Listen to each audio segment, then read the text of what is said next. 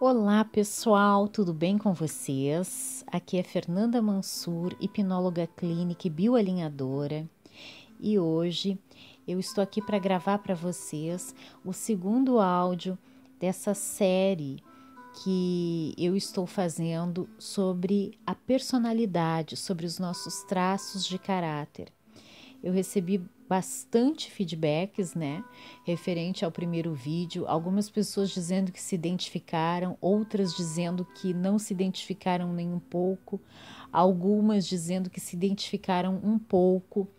Então, assim, importante reforçar nesse áudio que alguma coisa nós sempre vamos ter, né?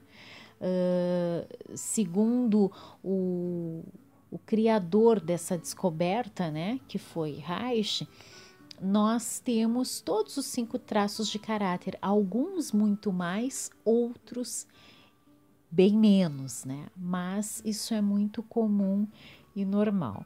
Então hoje eu vou falar para vocês do segundo traço de caráter e como ele se dá, né? O segundo traço, então, que forma a nossa personalidade. Vamos lá?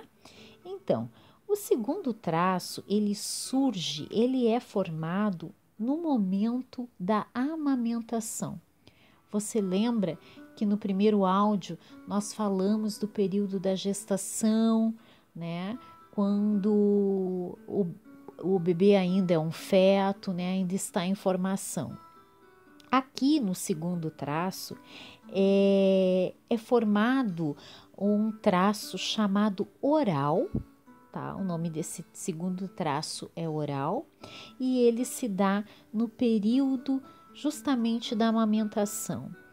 Ou seja, naquele período onde a criança ela percebe o mundo pela boca, né? É aquele momento em que a criança leva tudo na boca.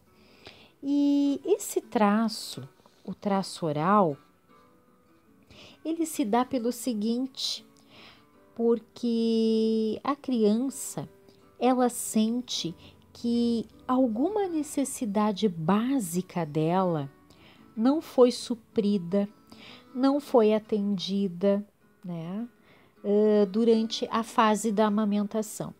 Então, o sistema nervoso dessa criança, desse bebezinho, ele registra isso como um abandono. Novamente a gente fala da percepção, né? No primeiro áudio eu não falei isso, mas eu até escrevi ali nos comentários que é muito importante deixar claro que aqui no estudo dos traços de caráter,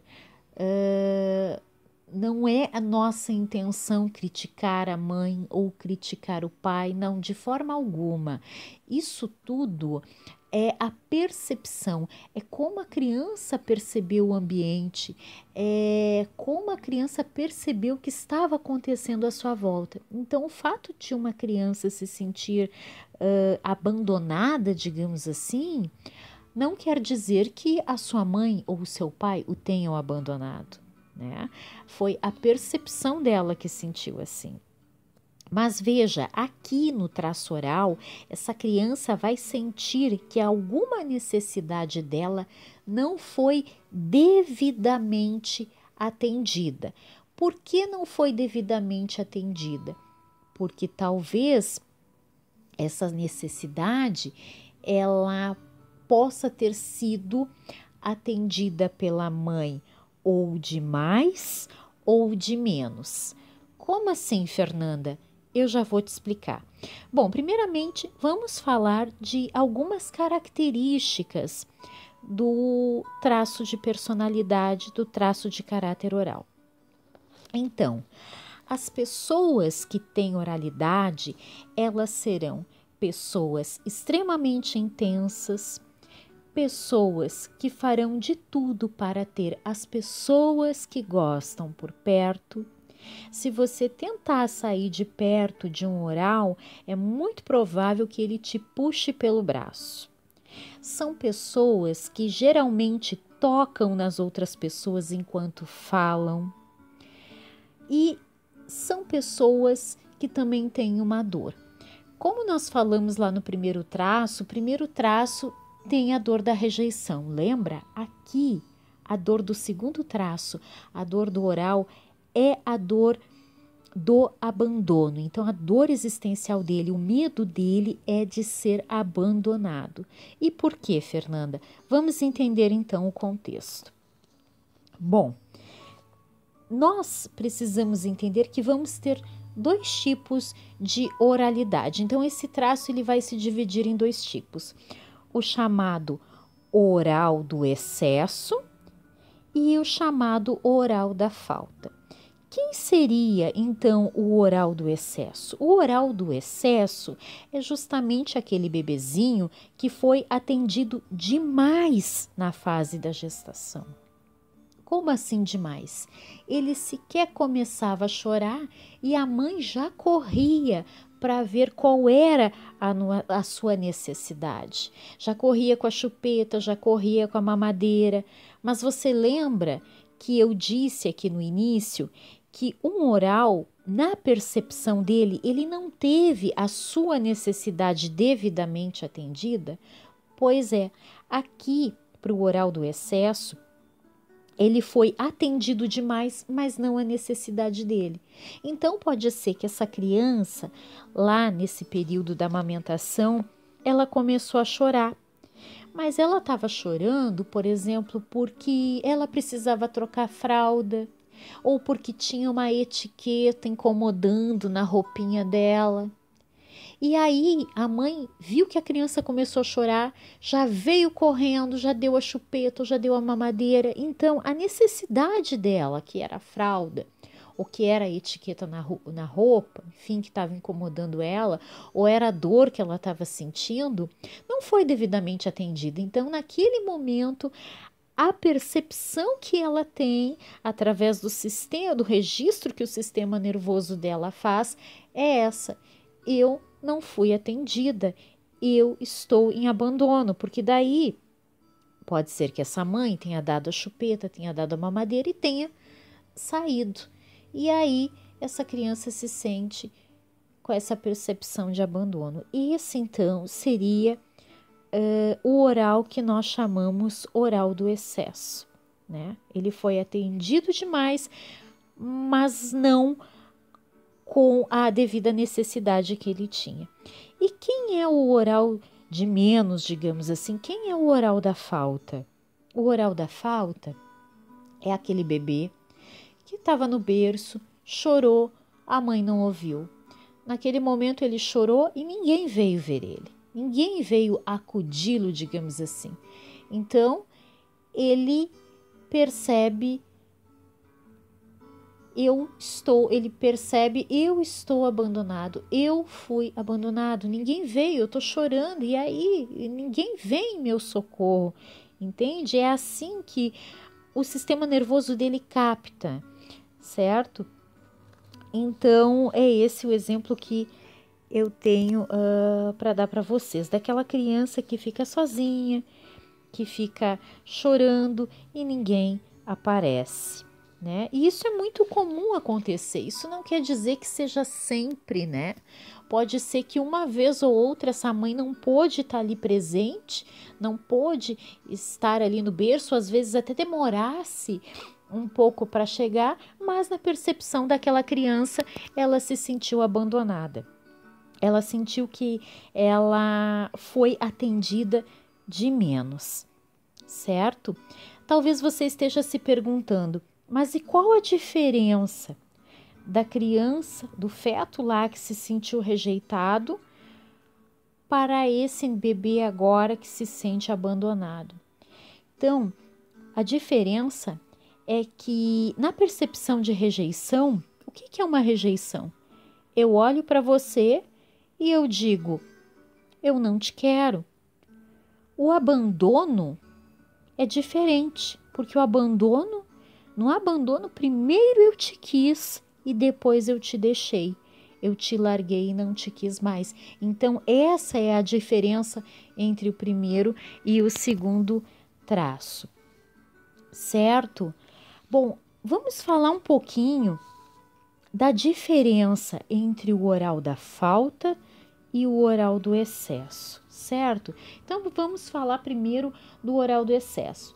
Aquele que não teve as suas necessidades devidamente atendidas, mas que qualquer chorinho a mãe já vinha correndo para tentar suprir aquela necessidade.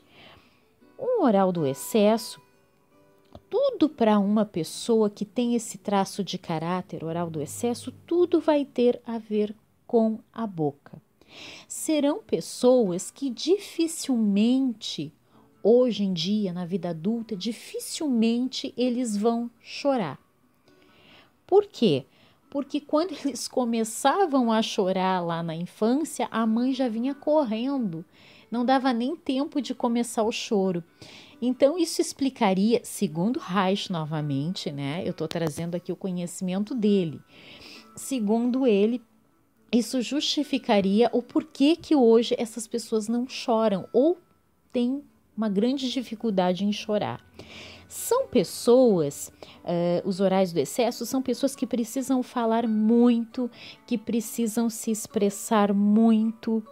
São pessoas que têm uma relação muito forte com a fala, com a comida, né?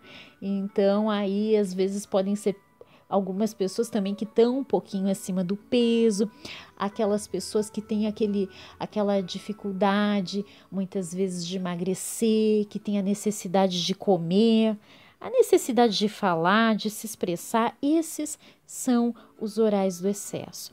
Os orais do excesso, eles são pessoas intuitivas, pessoas sensitivas, pessoas que costumam colocar as mãos na cabeça ou na barriga, são pessoas que gostam de abraçar, eles gostam de contato, né?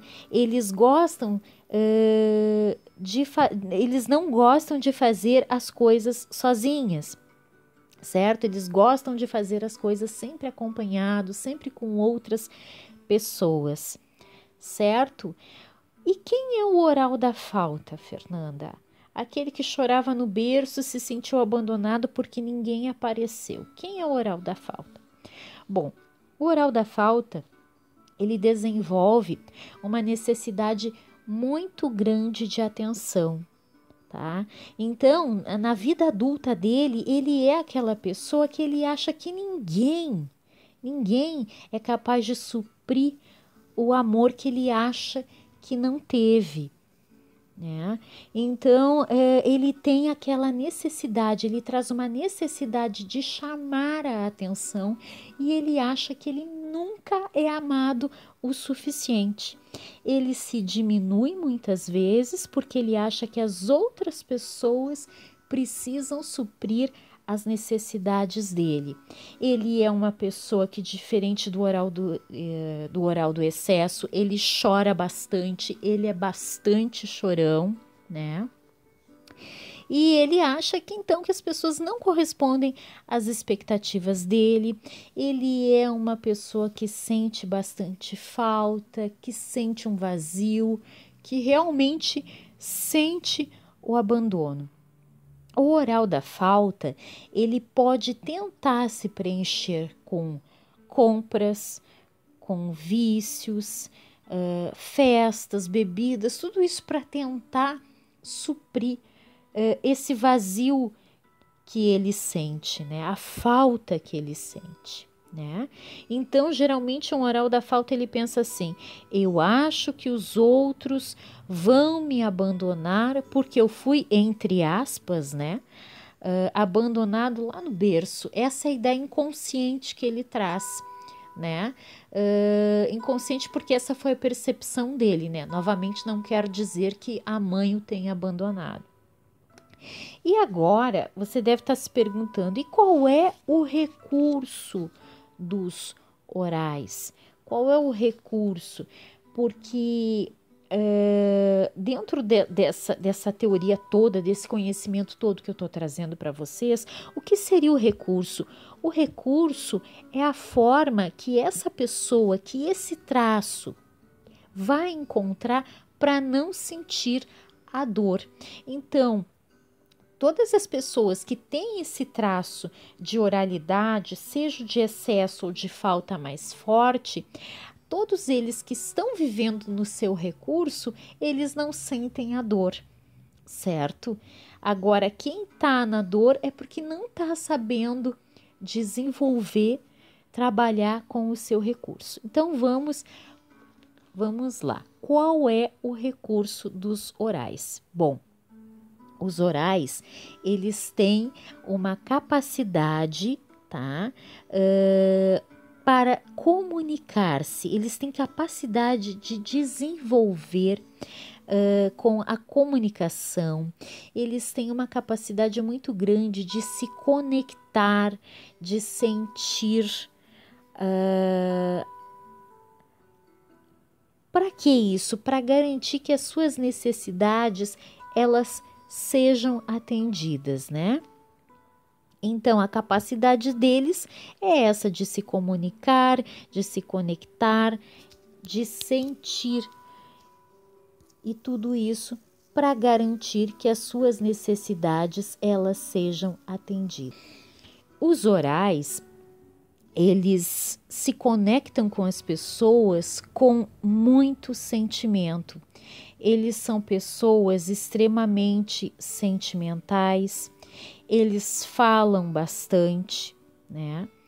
E para não ser abandonados de novo, eles desenvolvem então essa sensibilidade de se conectar com as pessoas, de mostrar os seus sentimentos para que as pessoas não os abandonem. E é muito difícil, às vezes, negar algo para uma pessoa que tem esse traço de caráter, porque quando ele for te pedir alguma coisa, muito provavelmente ele vai te pedir com um jeitinho todo especial, fazendo sabe aquela cara de criança pidão, como dizem? Então é muito difícil, às vezes, nós dizermos não para uma pessoa que tenha esse traço de caráter, porque ele coloca muito sentimento em tudo que ele faz, né? E ele sempre vai querer mais atenção, mais contato, mais tudo, né? Então, o recurso principal é esse, é a comunicação, é o conectar-se, é o sentir as pessoas. Então, viva o seu recurso, esteja no seu recurso. Eu espero que vocês tenham gostado e no próximo vídeo áudio eu vou trazer para vocês o terceiro traço de caráter. E aí, se identificou? Deixa nos comentários, deixa o teu curtir, deixa o teu like, compartilha. Se você ainda não é inscrito, se inscreve no canal, ok? Um forte abraço e eu espero que vocês estejam gostando desse conteúdo.